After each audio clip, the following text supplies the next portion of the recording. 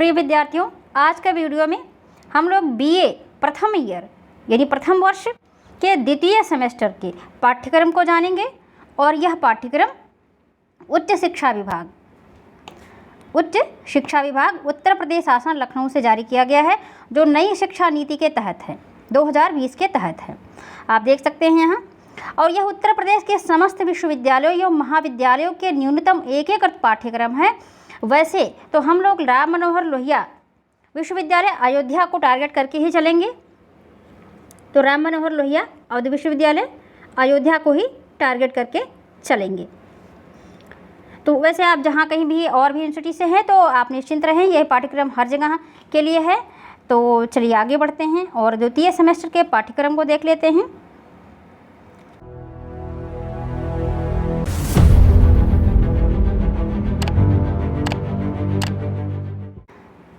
प्रथम year BA का प्रथम ईयर विषय संस्कृत, और ये रहेगा सेमेस्टर द्वितीय।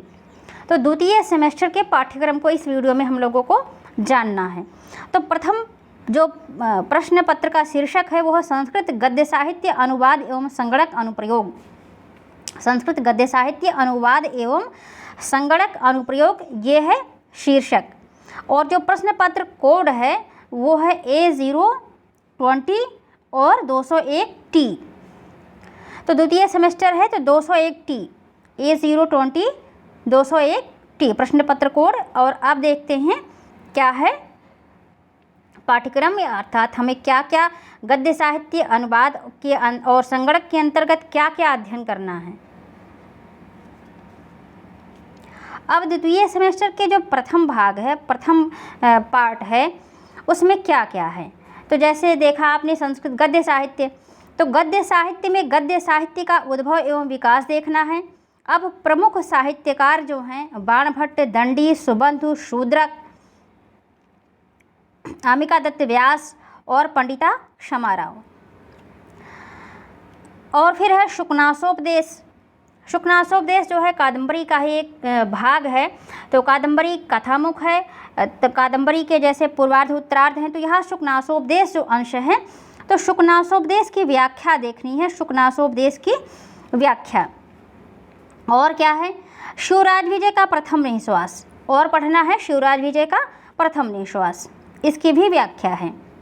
अब उपर्युक्त दोनों ग्रंथों से संबंधित समीक्षात्मक प्रश्न भी आएंगे, व्याख्या के अलावा समीक्षात्मक प्रश्न भी आएंगे। अब द्वितीय भाग में क्या है, द्वितीय भाग उपर्युक्त दोनों का मतलब शिवराज विजय और शुकनासोपदेश। और द्वितीय भाग में देखना है क्या क्या आना है। तो द्वितीय भाग में आना है हिंदी से अनुवाद आया था ना, तो अनुवाद हिंदी से संस्कृत में नियम निर्देश पूर्वक। नियम निर्देश यानी किस नियम से ये हुआ। तो जैसे रामाय नमः, राम को नमस्कार, तो अब नमः के योग में क्या आता है, तो ये सब जो नियम निर्देश हैं ये आपकी विस्तृत व्याख्या उधर कराई जाएगी। तो हिंदी से संस्कृत में नियम निर्देश पूर्वक अनुवाद आपको बताने हैं। और कारक एवं विभक्ति का ज्ञान अपेक्षित। संस्कृत में कारक कितने हैं, कारक का प्रयोग कैसे है, और विभक्ति वचन, तो ये अनुवाद में बहुत कुछ बताया जाएगा आपको पढ़ाते समय। और बताते चले कि इस चैनल पर आपको बीए से संबंधित जो बीए के 6 सेमेस्टर है नई शिक्षा नीति के तहत, बीए के जो प्रथम वर्ष, द्वितीय वर्ष, तृतीय वर्ष और सबके 2-2 सेमेस्टर, प्रथम सेमेस्टर और द्वितीय, तृतीय, चतुर्थ, पंचम, षष्ठ, तो सबका जो पाठ्यक्रम है वो कवर किया जाएगा। तो उत्तर प्रदेश के आप किसी भी विश्वविद्यालय से संबंधित हैं तो ज़रूर आप चैनल को सब्सक्राइब करें, और यहाँ से आपको पाठ्य सामग्री उपलब्ध कराई जाएगी। तो आगे है कि अनुवाद। अनुवाद क्या है, संस्कृत यानी अपठित से हिंदी अथवा अंग्रेजी में। तो अनुवाद एक तो हिंदी से संस्कृत में, और दूसरा क्या है कि संस्कृत यानी अपठित से हिंदी अथवा अंग्रेजी में। तो अब यहाँ तो हिंदी आपको दी जाएगी, उसके संस्कृत बनानी रहेगी, और यहाँ आपको संस्कृत दी जाएगी, उससे हिंदी अथवा अंग्रेजी में करना रहेगा अनुवाद।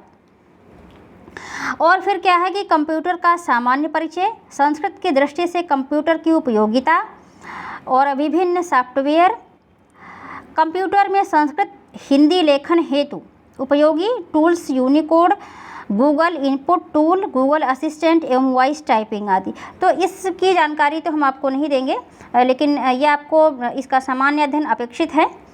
इंटरनेट का प्रयोग एवं web search, e text, e book, e research, journal, e magazine, digital library, online teaching learning platform, Zoom, Team, Meet, Webex, online learning एवं रिसर्च प्लेटफॉर्म, स्वयं मुख ई पाठशाला, डेलनेट, इनफ्लाइब्रेट, शोध गंगा और गूगल स्कॉलर आदि। अब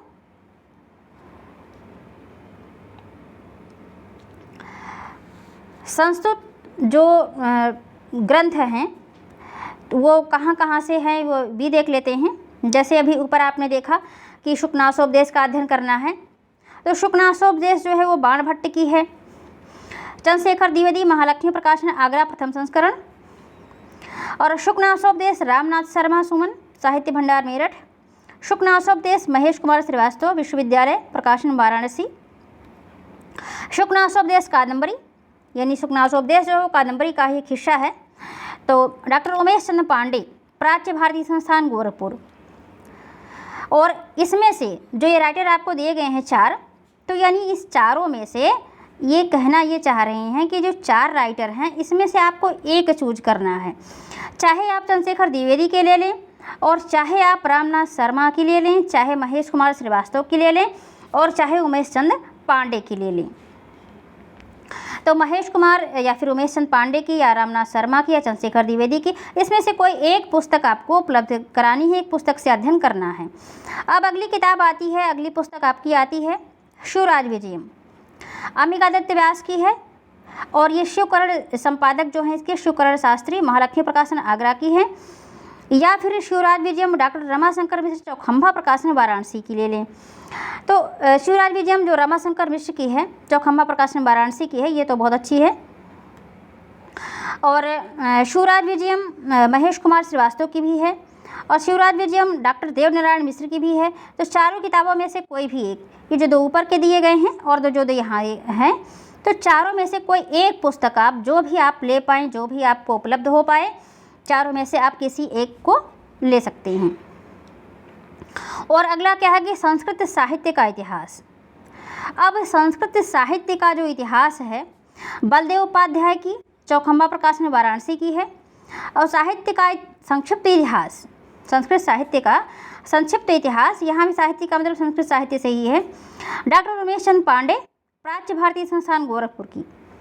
और संस्कृत साहित्य का इतिहास उमाशंकर शर्मा ऋषि, चौखंबा भारती अकादमी, वाराणसी। या फिर संस्कृत साहित्य का इतिहास वाचस्पति गैरोला, चौखंबा विद्या भवन, वाराणसी, पंचम संस्करण।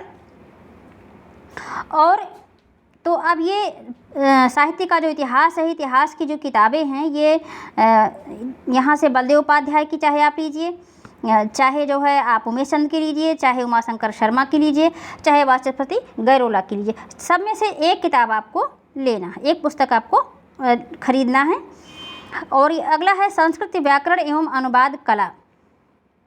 अब अनुवाद की किताबें पुस्तकें यहाँ बता दी गई हैं। तो संस्कृत व्याकरण एवं अनुवाद कला, ललित कुमार मंडल, प्रतिभा प्रकाशन। और या फिर है अनुवाद चंद्रिका, डॉक्टर यदुनंदन मिश्र, अनुवाद चंद्रिका ब्रह्मानंद त्रिपाठी, चौखंबा सुर भारती, प्रकाशन, वाराणसी। और है अनुवाद चंद्रिका चंद्रधर हंस नौटियाल, मोतीलाल, बनारसी दास। और है संस्कृत रचना BS आप्टे, उमेश चंद्र पांडे, चौखंबा विद्या भवन, वाराणसी। और है रचनानुवाद कौमुदी कपिल देव द्विवेदी की, विश्वविद्यालय प्रकाशन, वाराणसी। तो रचनानुवाद कौमुदी बहुत ही अच्छी पुस्तक है, वैसे इसमें से आप कोई भी ले सकते हैं। तो यानी ये जो व्याकरण की अनुवाद की जो ये अनुवाद की जो पुस्तकें हैं यहाँ से देख सकते हैं। तो 1 2 इसमें 3 4 5 पुस्तकें दे दी गई हैं, पाँचों में से आप कोई भी एक ले सकते हैं। और यदि आप रचना अनुवाद कौमुदी को ले लें तो बहुत ही अच्छी बात है, बहुत अच्छी किताब है, आगे भी आपको काम करेगी। तो सब में से एक पुस्तक आपको लेनी है। अब आगे क्या है कि कंप्यूटर का परिचय, गौरव अग्रवाल, शिवा प्रकाशन, इंदौर। और है कंप्यूटर फंडामेंटल, PK सिन्हा। और BPB पब्लिकेशन, नई दिल्ली। और एक है इंफॉर्मेशन टेक्नोलॉजी, सुमिता अरोरा, धनपत राय पब्लिकेशन, नई दिल्ली। तो ये 3 पुस्तकें यहाँ दे दी गई हैं, तो इसमें से आप कोई भी एक ले सकते हैं। तो जो भी आपके पास उपलब्ध हो सके तो इसमें से कोई भी एक यानी इतनी किताबें मान्य हैं, इतनी पुस्तकें मान्य हैं, तो इसमें से आप एक ले सकते हैं। अब देखिए क्या है कि प्रस्तावित सतत मूल्यांकन। अब जो पेपर आपको देना है वो 75 नंबर में देना है, तो 75 नंबर में पेपर देना है और 25 नंबर जो होता है वो आपके विद्यालय से है। तो प्रस्तावित जो सतत मूल्यांकन हो क्या है, पाठ्यक्रम में निर्धारित ग्रंथों का अभिन्यास, असाइनमेंट एवं मौखिकी अंक। तो ये जो है ये है 75 प्लस 25 प्लस 75, ये आपको लिखित देना है। और ये जो 25 नंबर है ये आपको आपके विद्यालय से मिलेंगे, जो आपकी मौखिकी होंगे और जो या फिर लिखित होंगे। अब इसमें क्या है कि पाठ्यक्रम में निर्धारित ग्रंथों का आधारित अभिन्यास, असाइनमेंट एवं मौखिकी अंक, अथवा लिखित परीक्षा वस्तुनिष्ठ लघु उत्तरीय प्रश्नों की आपकी लिखित परीक्षा हो सकती है 15 नंबर की, अथवा संस्कृत संभाषण हो सकता है। तो संगणक प्रायोगिक परीक्षा, तो कुल मिलाकर के ये 25 नंबर जो बन रहे हैं, 15 ये और 10 ये, तो ये 25 आपके सतत मूल्यांकन विद्यालय से हैं। और 75 नंबर का आपका होना है लिखित पेपर, और दोनों का टोटल होकर के 100 नंबर में आपका द्वितीय सेमेस्टर निर्धारित होगा। तो ये था द्वितीय सेमेस्टर का जो आपका पाठ्यक्रम था, और पाठ्यक्रम से संबंधित जो पुस्तकें थी वो आपको इस वीडियो में उपलब्ध करा दी गई हैं। और हमारे चैनल पर आपको ग्रेजुएशन से संबंधित जो नई शिक्षा नीति 2020 की पाठ्यक्रम है और जो उसकी किताबें हैं, और उससे जो अंदर आपको पाठ्य जो सामग्री है वो सब भी आपको धीरे धीरे उपलब्ध करा दी जाएगी। तो आप वीडियो को लाइक करें, शेयर करें, अपने सुझाव कमेंट बॉक्स में दें। वैसे तो टारगेट राम मनोहर लोहिया अवध विश्वविद्यालय अयोध्या का ही है, लेकिन जो उत्तर प्रदेश का जो पाठ्यक्रम है वो सभी विश्वविद्यालय के लिए मान्य है। तो सभी विश्वविद्यालय के जो विद्यार्थी हैं वो इस वीडियो से लाभ उठा सकते हैं। और निश्चित रूप से सभी के लिए पाठ्यक्रम और पाठ्य सामग्री उतना ही महत्वपूर्ण है। वैसे बहुत कुछ जो है वो राम मनोहर लोहिया से होगा। और जो पाठ्य आपका मॉडल पेपर कैसे होना है, पेपर आना कैसे है, कितने नंबर में आना है, क्या आना है, लघु अति लघु, ये सब जानकारी आपको मॉडल पेपर के माध्यम से उपलब्ध कराई जाएंगी। तो वीडियो को आप ज़रूर लाइक करें, शेयर करें, अपने सुझाव कमेंट बॉक्स में दें, और आप किस यूनिवर्सिटी से हैं ये ज़रूर बताएं। तो पुनः मिलते हैं अगले वीडियो में, और अगली इसी से संबंधित जो और आपके चतुर्थ सेमेस्टर है, जो षष्ठ सेमेस्टर हैं, और जो उन सब की भी धीरे धीरे आपको वीडियो उपलब्ध कराई जाएगी। तो तब तक के लिए आप प्रसन्न रहें, स्वस्थ रहें।